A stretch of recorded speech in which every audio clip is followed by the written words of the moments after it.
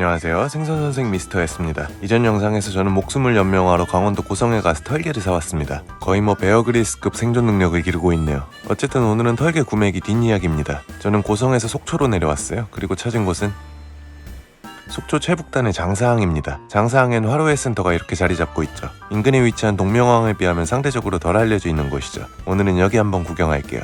여기도 가장 먼저 보이는 건 새빨간 멍게들입니다. 그리고 자세히 보면 두 가지 종류가 섞여 있는 걸 알 수 있는데요. 먼저 이 도깨비 멍멍이 같이 생긴 게 우리가 흔히 아는 그 멍게입니다. 그리고 이쪽에 매끈하게 생긴 게 흔히 비단멍게라고 불리는 붉은 멍게입니다. 멍게에 비해 풍미도 식감도 부드러운 게 특징이죠.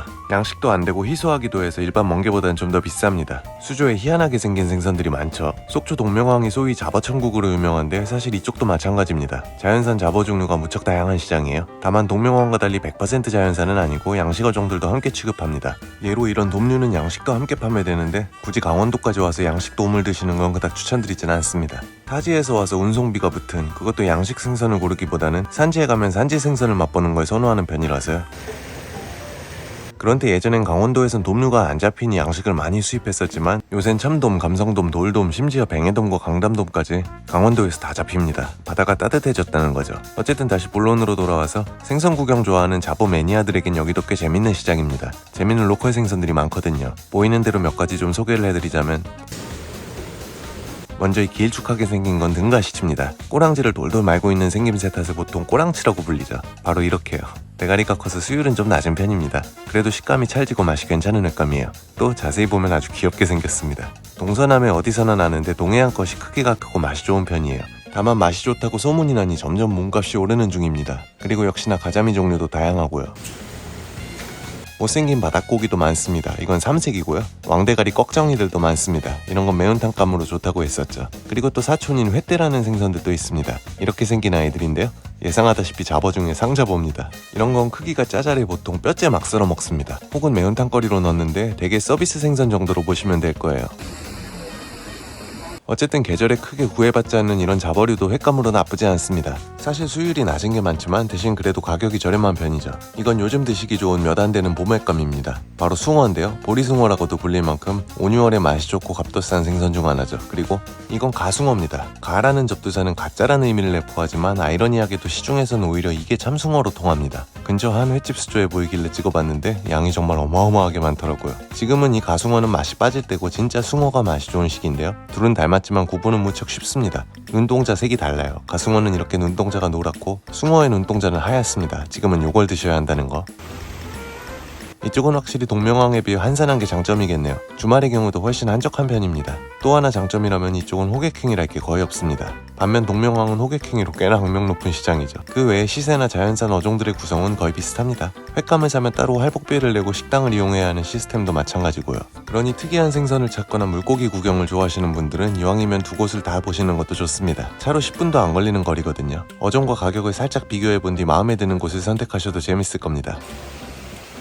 참, 얼마 전 제가 지금은 생선 빼곤 다 맛있다는 우스갯소리를 한 적이 있는데요. 이는 상당수의 어류가 봄엔 산란기를 맞아 맛이 떨어지기 때문이기도 하지만 반대로 많은 갑각류와 폐류는 제철을 맞기 때문입니다. 이건 상인들이 자연산 가리비라고 부르는 고랑가리비네요. 깊고 굵게 파인 껍데기의 골 모양이 꼭 박고랑 같다고 이런 이름이 붙었습니다. 여기도 보이네요. 얘네들은 껍질이 두껍고 무거운 게 흠이지만 단맛이 진하고 속살이 무척이나 두툼합니다. 식감은 부드럽기보단 쫄깃한 편이에요. 찬물에 사는 조개들의 특징이죠. 그래서 쪄서 드실 땐 입을 벌릴 정도로만 살짝 익혀야 질기지 않고 더 맛있습니다. 혹시 어떻게 가격드려요? 4만원? 키로에 몇 마리 정도 올라가요? 8마리 정도? 잡히는 양이 아주 적어 값이 비싼 고급 조개입니다. 예전에 이거 구하겠다고 뺑뺑이 돌던 기억이 나네요. 그리고 이건 우리가 흔히 아는 일반 가리비입니다. 국내에선 유일하게 강원도 고성군에서 양식을 하고 있어요. 아직 일본산에 비해 크기는 좀 작습니다만 그래도 맛은 좋아요. 이건 섭이라고 부르는 자연산 홍합 참담치입니다. 연안의 갯바위에 많은 건 사실 대부분 외래종인 지중해 담치입니다. 그리고 양식을 많이 하는 우리가 흔히 먹는 홍합 역시 지중해 담치고요. 토종 홍합은 꽤 깊은 수심에서 해녀들이 직접 채취해옵니다. 그래서 값은 더 비싸지만 알이 훨씬 굵고 맛있죠. 다만 다양한 페류 중 홍합은 지금 딱히 추천드리지 않아요. 여기 보이는 관절매물 고등은 그냥 전복소라라고 불립니다. 예쁜 보라색이 특징으로 회로 먹기도 하고 삶아서 먹기도 해요. 참, 이것도 귀때기엔 독성이 있으니 떼고 드셔야 하고 얕은 앞바다에서 잡히는 종이라 심해 고등들에 비해 쫄깃한 육질이 매력입니다. 장사한 구경은 이 정도로 마치고 이제 다음 장소로 이동할게요. 도착했습니다. 여기가 그 유명한 동명항입니다. 평일 오후라 여기도 사람이 없고 조용하네요. 이날은 입구에 성게 할머님도 안 나오셨습니다. 원래 이 자리에선 해녀 할머니들이 성게, 해삼 등 직접 잡아온 해물을 팔거든요. 그리고 좌측으로는 홍게 전문점이 두 곳 있고 튀김집들이 쭉 들어서 있어요. 이 입구 전문점의 홍게는 퀄리티가 꽤 괜찮습니다. 다만 홍게 금어기인 여름엔 영업하지 않는 점 참고하시고요. 튀김집 중엔 전 소라네를 많이 갑니다. 동명항 튀김집들 중에서 제일 오래된 원조집이죠. 이모님도 아주 친절하시고 개인적으로는 쑥갓튀김과 꽃새우튀김 추천드려요. 그리고 다시 정면을 보면 드디어 던전이 나타납니다. 보통 이 정도 사정거리 안에 가까이 들어왔다면 상인들은 이미 여러분을 조준하고 있습니다. 은폐 기도 빈익을 유지하며 던전에 진입해서 보스가 방심한 틈을 타 무혈 입성에 성공합니다. 생각보다 여기가 온라인에서 나름 핫한 장소인데요. 영상을 올리면 악플이 많이 달리는 시장 중 하나입니다. 그래서 오늘은 여기서 알아두면 쓸만한 몇 가지 팁을 알려드릴 거예요. 잠깐 그 전에 구독과 좋아요는 영상 제작에 아주 큰 힘이 됩니다. 먼저 첫 번째는 심한 호객행위에 관한 문제입니다. 아무래도 다닥다닥 점포들이 붙어있는 구조 탓에 손님을 유치하려는 호객행위가 좀 있거든요. 근데 좀 둘러보겠다고 하면 그냥 오케이 하는 수준이라 피곤할 정도는 아니에요. 그리고 동명항은 시스템이 좀 특이한데요. 일반적으로 정해진 시세가 없는 잡어가 많다 보니 키로당 단가가 아니라 한 수쿨이 얼마 하는 식으로 가격이 매겨집니다. 인원수에 따라서요. 예로 2인이라면 보통 5만원, 싸게는 3만원어치를 담아주는 식이죠. 그런데 같은 금액이라도 집집마다 양과 구성이 다 달라요. 그리고 상인들끼리도 눈치 게임을 하기 때문에 구매를 할 것처럼 보이면 뒤로 갈수록 바구니가 더 풍성해지는 신기한 경험을 하실 수 있습니다. 뭐 하나 더 얹어줘서라도 여기서 내가 잡아야겠다 싶어지는 거죠. 상인 간의 경쟁인 호객행위에 휘둘리지 말고 적당히 무시하되 반대로 그 경쟁 심리를 역이용하는 겁니다. 그래서 현명한 소비를 위해 적극적인 비교가 좀 필요합니다. 뭐가 맛있는지까진 몰라도 최소한 더 많이 주는 집이라도 고를 수 있죠. 잠깐 여기저기 비교하고 다닌다면 혹시 이러는 거 아닌가 싶겠지만 그런 걱정은 안 하셔도 됩니다. 여기 이모들은 관광객들이 집집마다 가격 비교를 하는 상황에 아주 익숙하거든요. 그러니 마음 편하게 충분히 둘러보고 조금이라도 더 마음에 드는 집을 이용하세요. 처음이 낯설고 어렵지 몇 번 해보면 이런 흥정도 의외로 재밌습니다. 두 번째는 비싼 가격에 대한 클레임이 많은데요. 사실 강원도 물가야 뭐 익히 악명 높고 특히 그 중에서도 속초 지역은 횟값 비싸기로 이미 아주 유명하죠. 이에 대한 팁이라면 좀 웃긴 얘기지만 좋은 생선을 고르지 말라는 겁니다. 뭔 개소리야! 동명항 구경을 하다 보면 진짜 욕심나는 생선들이 많거든요. 고급 어종들도 생각외로 많습니다. 예로 뭐 이런 것들이요. 이건 맛있고 비싸기로 유명한 줄가자미인데요. 여기선 특히나 더 비싼 편입니다. 이런 작은 사이즈라도 그닥 싸지 않습니다. 작은 건 애초에 별 메리트가 없는 생선이라고 전에도 얘기했었죠. 또 여기서 비싼 생선이라면 바로 전복치라고 부르는 이 못생긴 귀염둥이 궤도라치입니다. 강원도에서 유독 비싼데 여기선 굵직한 건 키로당 10만원이 넘습니다. 물론 서비스가 많이 따라오겠지만 그 가격이면 사실 선택지가 너무 많죠. 세 번째는 손질 관련 클레임에 대한 내용인데요. 앞서 고급 어종을 찾지 말라고 한 건 단순히 가격이 비싸기 때문만은 아닙니다. 특히 줄가자미 같은 생선은 칼맛으로 먹는다고도 할 만큼 손질이 중요하죠. 하지만 시간에 쫓겨가며 회를 뜨는 분들께 정교한 손질을 기대할 순 없습니다. 제가 느낀 최대의 단점이기도 해요. 비싼 생선에 걸맞지 않은 투박한 손질이요. 계속 이런 데선 잡어를 드시라고 권하는데도 그런 이유가 큽니다.